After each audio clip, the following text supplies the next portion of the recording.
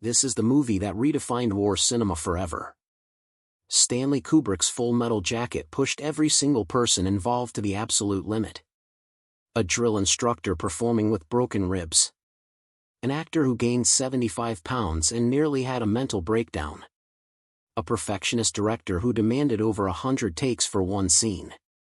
And a group of actors who secretly rebelled against their director in ways that actually made the final movie better. For decades, these explosive stories stayed buried. But now, with the recent 2025 documentary A Modern Art Masterpiece, The Untold Story of Full Metal Jacket and new interviews marking the film's 39th anniversary, the surviving cast, including Matthew Modine and Vincent D'Onofrio, are finally revealing the raw truth about what really happened on the set of Full Metal Jacket, and why this remains one of the most intense productions in Hollywood history. The director who controlled everything. Stanley Kubrick wasn't like other directors. By this point in his career, he already had a reputation for being extremely precise, almost obsessive. But with this film, he took that to another level. He didn't just want actors to look like soldiers, he wanted them to feel like they were inside a real war environment, even if it meant pushing them out of their comfort zone.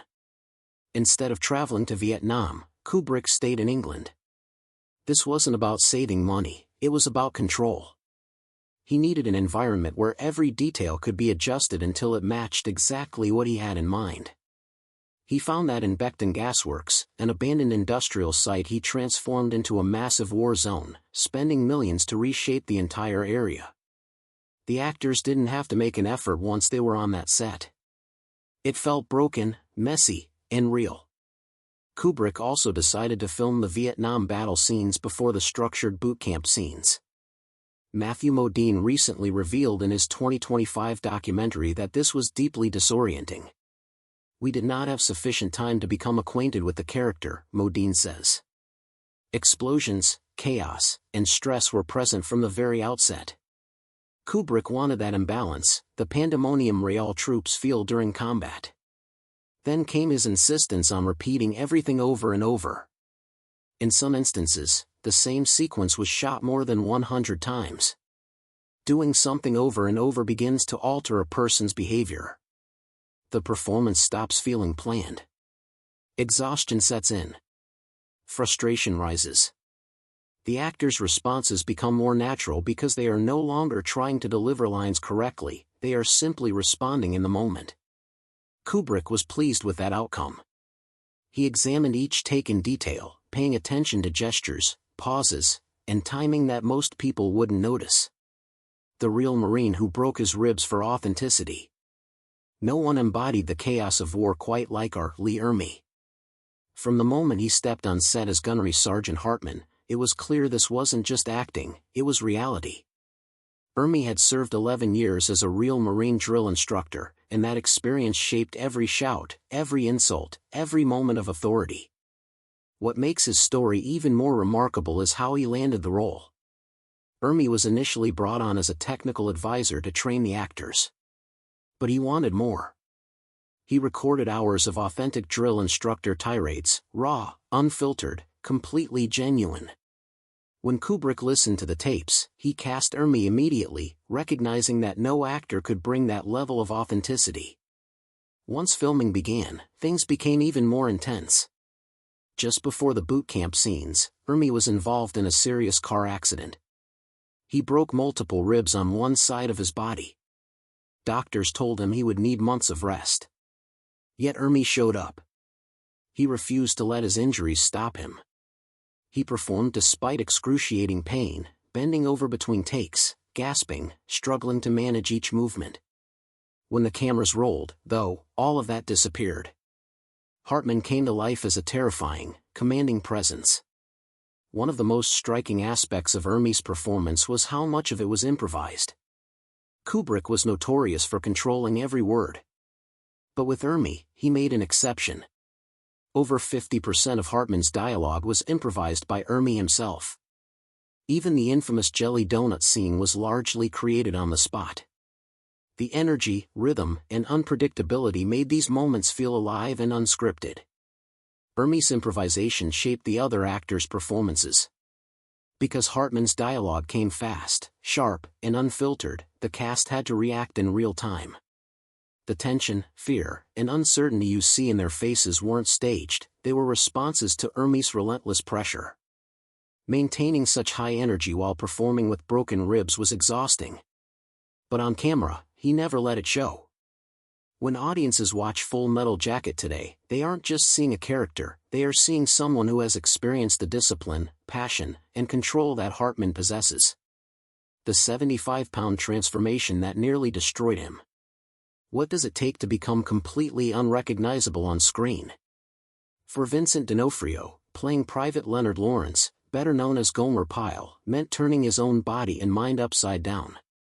Over just a few months, D'Onofrio gained around 75 pounds.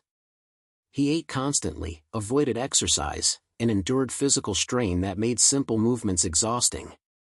But it wasn't just about the weight. In a recent 2026 interview marking the film's legacy, D'Onofrio revealed new details about Kubrick's isolation tactics. Kubrick kept him away from the other actors so he wouldn't develop friendships or support on set. Kubrick wanted Pyle's loneliness and vulnerability to feel real, and the only way to achieve that was to let D'Onofrio experience it himself. Alone, isolated, and under the burden of his own physical transformation, D'Onofrio began to sink into the character fully. He wasn't pretending to struggle, he really was struggling. The bathroom scene, where Pyle finally breaks, shows the cost of that transformation. It took weeks to film. The lighting alone took 7 days to get right.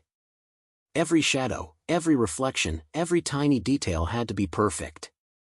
D'Onofrio had to perform in that space while carrying the weight he had gained, both physically and mentally. Watching the scene, you don't just see Pyle cracking, you feel it. Even off camera, D'Onofrio stayed in character. He didn't interact normally with the other actors, which only heightened his isolation. That level of immersion is rare. D'Onofrio has described how dark and exhausting the process was. After filming, he had to spend months recovering physically from the rapid weight gain. Mentally, he needed to separate himself from Pyle, who had consumed so much of his mind for so long. Matthew Modine and the cast brotherhood. Matthew Modine had the most direct experience of the tension on set. As Private Joker, he was the audience's eyes and ears. To really become Joker, Modine had to go through a version of that insanity. He kept a meticulous diary during filming, recently excerpted in Entertainment Weekly for the film's anniversary, writing down everything from exhaustion to mental stress. His diary reads like a war record. Kubrick wanted take after take, sometimes more than 100, and demanded complete focus. This was extremely stressful. But that pressure also brought the cast together. Even though Kubrick had strict rules against actors fraternizing, the ensemble found ways to connect. Small gestures of friendship began to happen. They made each other laugh between takes, helped each other through tough moments, and gave moral support. These moments were short but strong, and they made the Marines feel like brothers, much like real soldiers under pressure. Modine's portrayal of Joker was directly influenced by this kinship. He felt the stress, tiredness, and terror firsthand. There was a reason behind every sigh, every hesitant look, every scathing remark. Sometimes Modine would react to ad-libs, unexpected directions, or just the fact that they had been filming for hours in the heat.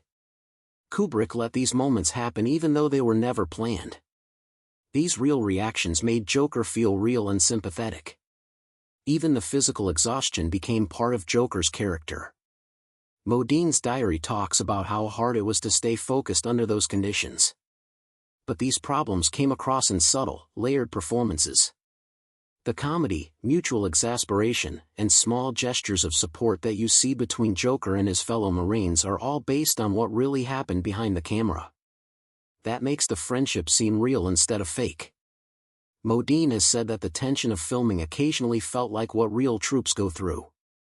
Being stuck in the boot camp scenes, dealing with Hermes' intense acting, and staying focused for multiple takes put emotional pressure on them that couldn't be faked. That pressure formed Joker's inner battle, giving audiences a character who is funny, aware, and very real, attempting to survive a world trying to break him. The Vietnam half, massive set, deleted scenes and hidden chaos. The second part of Full Metal Jacket brings viewers to Vietnam, though none of it was filmed there. Kubrick turned Beckton Gasworks in England into an actual combat zone, spending millions blowing up buildings and making streets of rubble. The smashed windows and burnt walls made performers and audiences feel like they were in the middle of a fight. Some sequences were so extreme that even Kubrick deleted them. Cast members have said that some scenes were so visually and emotionally overwhelming that they didn't make the final cut. To make it even more authentic, Kubrick hired real Vietnam veterans as extras. Their presence changed the mood on set. They didn't just go through situations, they reacted to the mayhem around them in unpredictable ways. The real fireworks and demolition made the environment physically and emotionally draining. One of the most interesting revelations from Modine's 2025 documentary concerns the filming order. Kubrick shot the Vietnam scenes before the boot camp scenes. This had a distinct psychological effect. Before they played disciplined recruits, the actors were thrown into chaos and ruin. The performers' heads were still full of the uncertainty and stress from the massive Vietnam set, which gave their boot camp sequences a hint of realism that pure acting could not have achieved. The secret cast pranks that fooled Kubrick. Even after decades, Full Metal Jacket still has surprises. Matthew Modine's 2025 documentary and subsequent interviews with Vincent D'Onofrio revealed a stunning new side of the production. The cast, forced to follow Kubrick's severe guidelines, discovered ways to silently fight back. They played minor, ingenious pranks that made the movie feel more real. Being isolated on set was brutal. Kubrick didn't want the actors to get along. But the cast wasn't going to let that stress win. They started switching props, changing lines slightly, and adding small bits of chaos. Some of these unplanned moments made it into the final edit because they were so real and honest. Those surprising moments gave the film life that even Kubrick's careful preparation couldn't have created. One newly released audio clip from the documentary is especially revealing. It captures Kubrick chuckling at a prank the cast played on him, showing that he was a real person who appreciated authenticity, despite his reputation as a tyrannical director. That single laugh changes the story of how the movie was made. Kubrick didn't just create tension, it was a collaboration between his control and the actor's creativity. Matthew Modine has said these small acts of defiance helped him become more like Joker. The character's sarcasm, wit, and awareness were all based on their on-the-spot reactions to pranks or unexpected changes. Vincent D'Onofrio also said these moments of mischief broke up the constant stress and gave the group energy to keep pushing through physically and mentally demanding situations. The pranks also helped preserve the cast's sense of friendship. Kubrick's close oversight might have made them feel alone, but secretly messing with routines helped them bond and improve their performances. These moments can now be seen in the film's spontaneity, timing, and subtle exchanges. They are the hidden thread connecting the cast's shared struggle to the movie's lasting truth. This new information changes how we see the entire production. The story of Kubrick as a cruel, unforgiving dictator is only part of the picture. Behind the scenes, the cast's ingenuity and small acts of resistance turn stress into art. The laughs, the confusion, the unplanned moments, all added to the intensity and authenticity that make Full Metal Jacket so unforgettable nearly 40 years later. What shocked you the most? Are Lee Ermey performing with broken ribs? Vincent D'Onofrio's extreme transformation? Or the cast secretly rebelling against Kubrick? Drop your thoughts in the comments below.